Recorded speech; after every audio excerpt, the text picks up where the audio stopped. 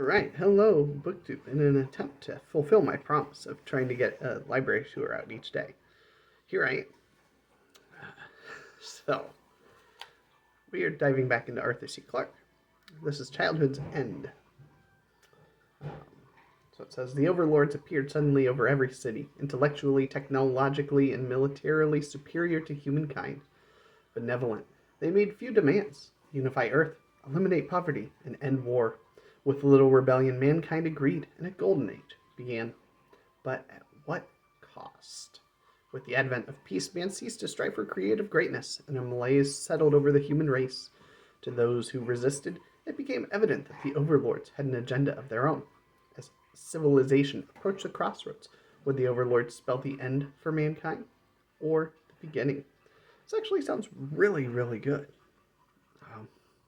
I previously thought that I might do one of the other books first, but reading that, this might be my first Clarke that I dive into. It even has a blurb from C.S. Lewis on the back. I mean, that's pretty high praise, right? Next we have Venus Prime. So this is actually... okay, so this is Arthur C. Clarke's series. But it is Volume 3, Hide and Seek by Paul Preuss. This one might be destined for the ditch pile. I don't know. Do I really want? I mean, yeah, it's Venus Prime series by Clarke, and then this is the third volume by Paul Preuss. I'm not even going to read the back.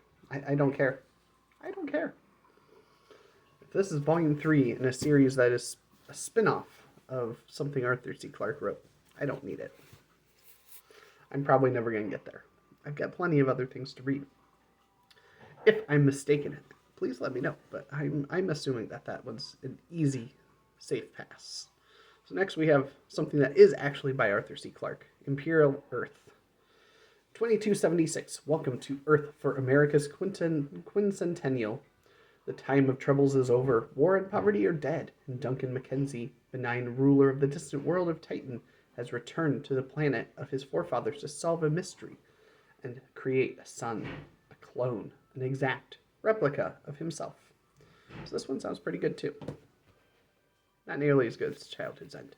And then the last Clarke that I have here is The City and the Stars.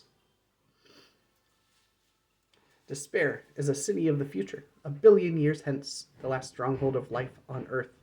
Within its walls, a civilization of ultimate perfection has been achieved, but there is one man, not content with this perfection, who is convinced that life exists outside Diaspar, and this is his story. The thrilling adventure of a man rediscovering not only the vast, limitless reaches of the universe, but also the forgotten reaches of the human soul. The City and the Stars is charged with this exhilarating imagination that readers have come to expect of the master of contemporary science fiction. That one sounds pretty decent too. So, between the last video and this one, we've seen 8, 9 Clarke books. Which one would you recommend that I start with? I'd like to know. So, the only thing on the back on this is James Clavell Shogun. It's James Clavell himself, so I can't really read anything about it. Even the front, I mean, it doesn't have much in the way in there. That's whoever previously owned it signed the book. They bought it in 2023. So I'll try to get to this sometime this year. I have heard from multiple people that this is fantastic, among their favorite books. It's a mammoth, but I think it's going to be worth it. And as you can see here, this is the first book in a series.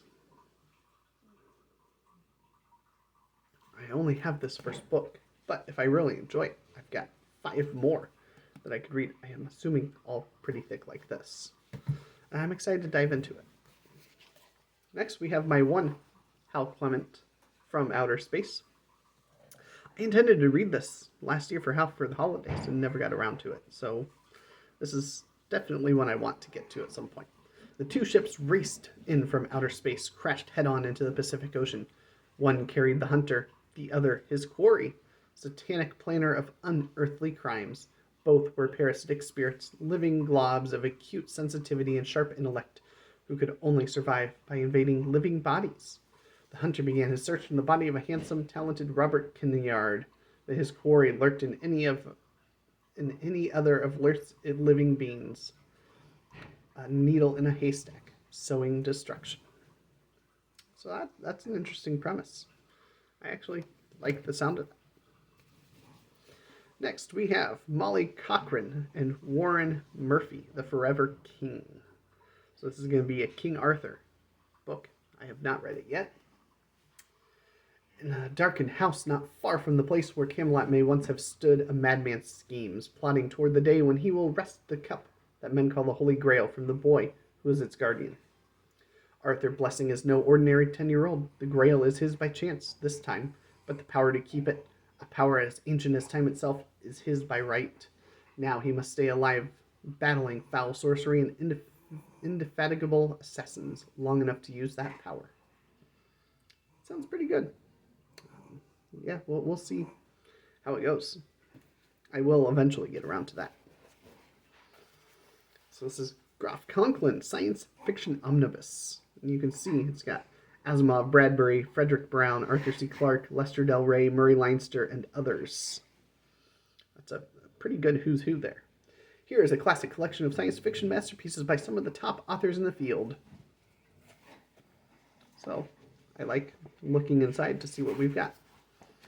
So we've got Lovecraft, The Color Out of Space, Asimov, Homo Soul, Bradbury, Kaleidoscope, that one's a good one, Murray Leinster, Plague, Frederick Brown, The Weapon, Arthur C. Clarke, History Lesson, Lester Del Rey, Instinct, and the other names in here are not recognizable, so the and others obviously did not have any star power. But this will be a good collection to read, and it is, 190 pages? It's a short story collection. 2 more, and then we're done with this 10, out of which one has definitely gotten vetoed. And these last 2, we'll see, because I know nothing about either of them, or the authors, so these very well could be on their way out too. So this is Mike Connor's Group Mind. The meek may inherit the earth, but they don't have a chance on this planet.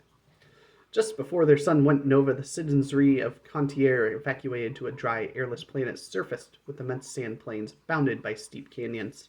The entire population now lives on 43 magnificent terraces staggered down the walls of a canyon 20 miles across and 63 miles wide. At the bottom of the canyon, the warm sea dwellers frolic in the water, worshipping the mind-linked masters who reside above them. They wait for the glorious day when they will be taken to join their gods on high, never suspecting the shocking reality that waits for them at the top of the world. Yeah, I think this one's going to go. I'm sure it's good. I'm sure it'd be interesting. But it's not really calling to me, and I've got more than enough that I need to read, and plenty of ones I don't know that I would much rather read than something like that. And that's the benefit of doing this. It's letting me evaluate these. So we have Sargasso by Edwin Corley. It says up there, Apollo 19 has just splashed down in the heart of the Bermuda Triangle with no one inside. At Mission Control, they've thrown the panic button. In Washington, the president has ordered a news blackout. Television screens around the world have suddenly gone dark. 3 American astronauts who have just completed a successful joint mission with the Russians have inexplicably disappeared from inside their sealed space capsule. The Devil's Triangle has apparently claimed 3 more victims. Or has it? Yeah. Well, that one I can pass on as well.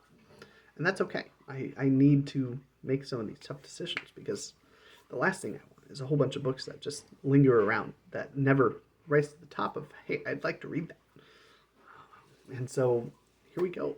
That's good. I got a decent sized stack out of here, while maintaining an even better stack of ones I'd really like to read.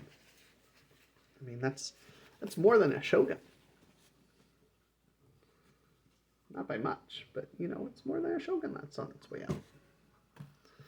So there we go. There's the next 10. Stay tuned. I'll be back with another 10 soon.